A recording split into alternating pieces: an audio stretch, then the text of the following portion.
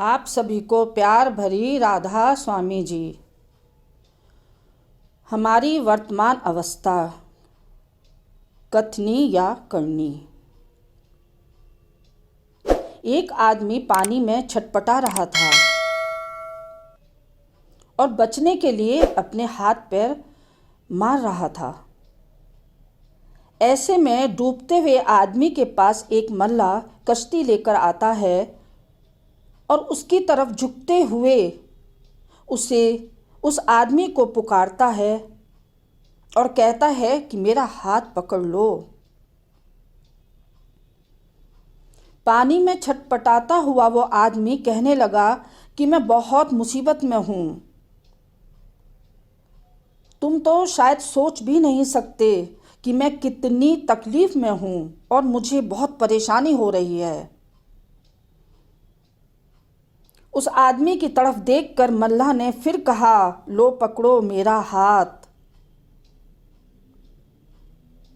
वो आदमी हाथ पैर मारते हुए रोने लगा और बोला, मैं सूखी जमीन पर पहुंचने के लिए तड़फ रहा हूं। ये सुनकर मल्लाह और नजदीक आकर उस आदमी से बोला कि तुम मेरा हाथ तो पकड़ो और इसे थामे रखो, मैं खींचकर तुम्हें अपनी कश्ती में बैठा लूंगा। लेकिन वो आदमी रोते रोते पानी में हाथ पैर मारते हुए बोलता गया कि मेरे ही साथ ऐसा क्यों हुआ है, मेरे साथ बड़ी नाइंसाफी हुई है कि मैं पानी में गिर गया। जरा सोचो, अगर मैं या आप कश्ती में बैठे होते और उस डूबते हुए आदमी की मदद के लिए हाथ बढ़ाते तो क्या उस वक्त हमें गुस्से से जलजला कर चिल्लाते नहीं, अरे भले मानस मेरा हाथ थामो। असलियत को देखो, असलियत को देखो। हमारे लिए इन शब्दों का क्या मतलब है? तो कहते हैं आज के दौर में इसका मतलब है अपने आप को धोखे में मत रखो। इस बात को समझो कि तुम कौन हो और तुम्हारे हालात क्या हैं। जागो और अपनी असलियत को पहचानो। रूहानियत के इन शब्दों का मतलब केवल यही नहीं है, बल्कि इससे कहीं और ज़्यादा है। इसका मतलब है कि असल में सत्य क्या है, उसे पहचानो, उसकी गहराई को समझो, उसके सार को समझो। इसका मतलब है हमें वह सब करना चाहिए जो उस सत्य का अनुभव करने के लिए जरूरी है। इसका अर्थ है सत्य के साथ ही जीना। हमें सत्य के साथ ही जीना चाहिए और उस सत्य को ही अपनी जिंदगी का हिस्सा बना लेना चाहिए और हमें सत्य का ही रूप बन जाना चाहिए। असल में तो इसका अर्थ परमात्मा की पहचान करना है। लेकिन हमारी जो हालत है वो कहानी में बताए गए उस डूबते हुए आदमी के जैसी ही है। जब सतगुरु हमें भजन सुमरन के लिए कहते हैं तो वो यही कहते हैं, लो पकड़ो मेरा हाथ और इसे थामे रखना। और साथ में दूसरे शब्दों में ये भी कहते हैं कि जागो और खुद को शब्द के साथ जोड़ो। शब्द के साथ जुड़ोगे तो जीवन के भव सागर में कभी नहीं डूबोगे। जैसे कि बाबा जी बार बार कहते हैं, शब्द गुरु सूरत धुन चेला।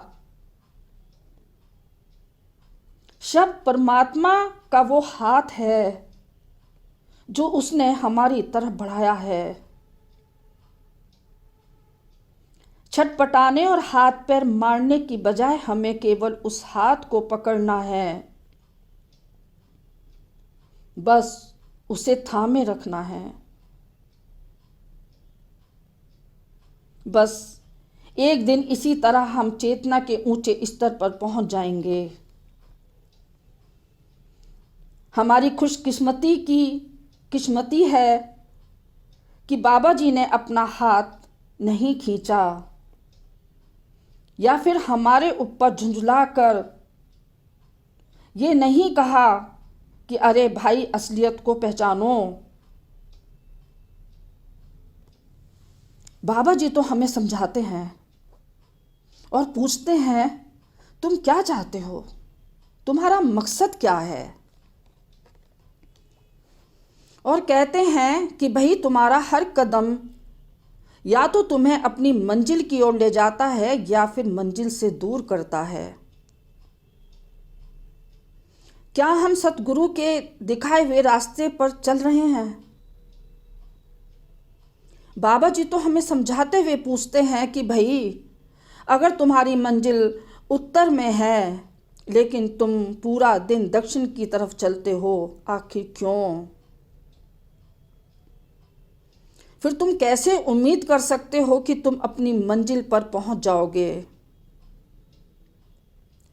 और कहते हैं अरे भाई तुम तो ऐसे मरीज हो कि बीमार होने पर डॉक्टर के पास तो जाते हो, डॉक्टर बीमारी की पहचान करके दवाई बताता है लेकिन तुम दवाई नहीं लेते, इसीलिए तुम हमेशा बीमार ही रहते हो। तुम तो ऐसे लोग हो जिन्हें भूख तो लग रही है लेकिन तुम खाना बनाने की किताब ही पढ़ते रहते हो, खाना बनाकर उसे खाने का झंझट नहीं करते हो। सोचो तो जरा, फिर हमारी भूख कैसे मिट सकती है? हमने अपने बाबा जी को कितनी बार ये सब कहते सुना है। हम उनके सत्संग सुनते हैं, वो कितना जोर देकर बार बार संगत से विनती करते हैं कि पूरी लगन से रोज भजन सिमरन करो ताकि हम सतगुरु का बढ़ाया हुआ हाथ पकड़ सकें। लेकिन हम तो कुछ समझने की कोशिश नहीं करते। हम कैसे जीव हैं? जब सतगुरु हमसे बार बार विनती करते हैं तो क्या उस समय हमें अपने ऊपर शर्मिंदगी महसूस नहीं होती? कितने शर्म की बात है। हमारे प्यारे बाबा जी तो रहमत की मूरत हैं, लेकिन हम कितने लापरवाह हो गए हैं कि उन्हें सत्संग में भी हमें डांटना पड़ता है। हम कितने मूर्ख हैं, कितने बेवकूफ़ हैं और हम कितने स्वार्थी हो गए हैं। हम कैसे शिष्य हैं? जरा सोच कर देखो कि क्या संत मत शर्मिंदा होने का और अपने आप को दोषी ठहराने का मार्ग है? नहीं, वो मार्ग तो करनी का है। वो मार्ग तो करनी का मार्ग है, प्रेम का मार्ग है। ये बाहरी दिखावे का मार्ग नहीं है, ये मार्ग तो करनी का है। ये रूहानियत के बारे में सिद्धांत और धारणाएं बनाने का मार्ग नहीं है, ये तो बस और बस करनी का मार्ग है। जैसे कि बाबा जी अक्सर कहते हैं कि भाई बातों से बातें मिलेंगी, करनी से करनी मिलेगी। अब चुनना तो हमें है। हमने नामदान के लिए अर्ज क्यों की थी? अब बाबा जी हमें इस बारे में बहुत सोच विचार करने के लिए कहते हैं और कहते हैं आपने नामदान के लिए अर्ज क्यों की थी?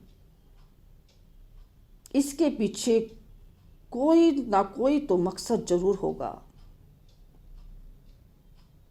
हम संत मत में क्यों आए हैं? तो वो कहते हैं कि हम सभी किसी न किसी धर्म या संस्कृति से जुड़े हुए हैं। हम किसी न किसी समाज के सदस्य हैं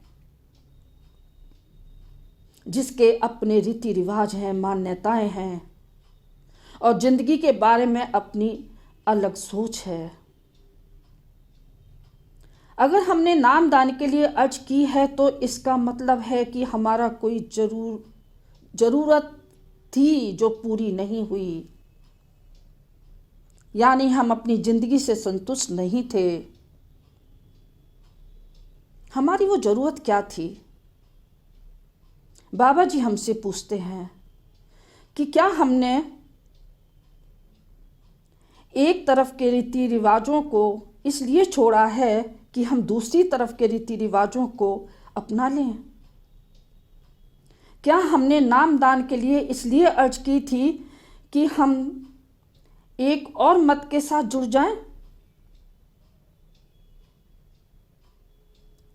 ताकि रस्म रिवाज और मान्यताएं हमारा जीवन सुधार सकें? या फिर हमने कुछ ज़्यादा पाने के लिए संत मत को अपनाया था? रूहानियत किसी एक धर्म की विरासत नहीं है। इसका संबंध तो सभी धर्मों के साथ है। सभी संत सतगुरु हमेशा इस बात पर बल देते रहे हैं कि रूहानियत के मार्ग पर चलते हुए हमें एक बेहतर इंसान बनना चाहिए, एक बेहतर मुसलमान बनना चाहिए, हमें एक बेहतर हिंदू बनना चाहिए और एक बेहतर सिख बनना चाहिए। हम किसी भी धर्म से संबंध रखते हुए उन धर्मों के ऊंचे आदर्शों का पालन करते हुए रूहानी मार्ग पर चल सकते हैं। दूसरी तरफ अगर हम सत्य के खोजी हैं लेकिन किसी भी धर्म के साथ जुड़े हुए नहीं हैं, तो भी हम अपनी जिंदगी रूहानी अभ्यास में लगा सकते हैं। संत मत एक रूहानी मार्ग है और इसे अंधविश्वास की बैसाखियों की कोई जरूरत नहीं है, ना ही इसे समाज का ढांचा बनाने वाले रीति रिवाज और त्योहारों की जरूरत है, और ना ही इसे अंधविश्वासों या धार्मिक रीतियों के ढांचे की टेक लगाने की जरूरत है।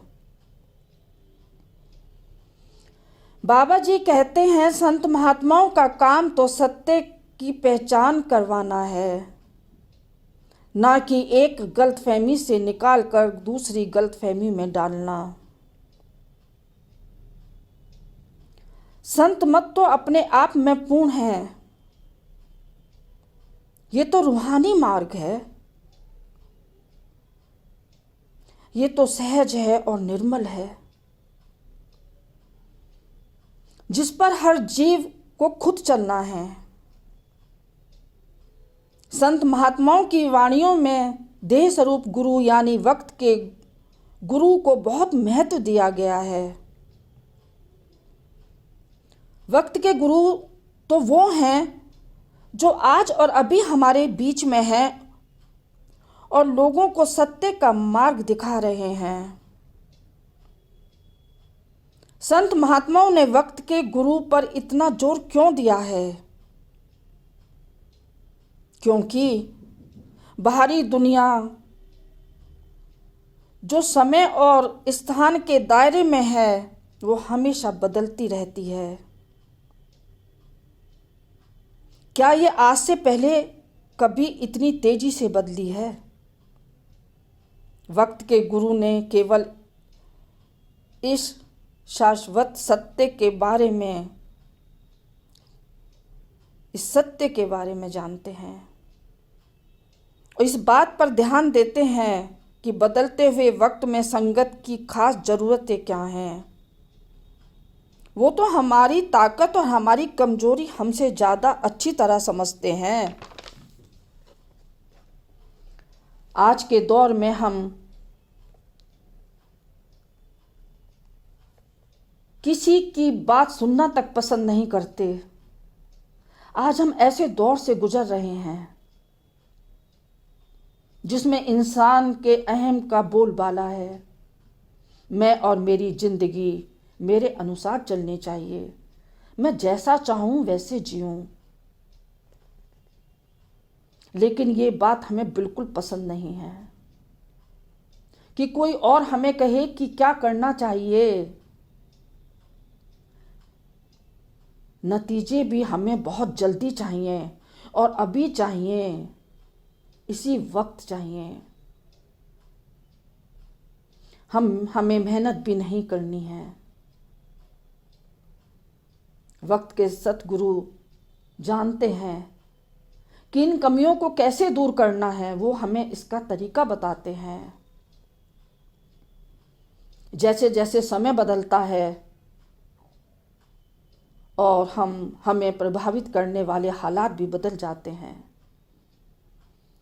वैसे ही वैसे संत भी अपने अमर अविनाशी उपदेश को समझाने का ढंग बदलते जाते हैं।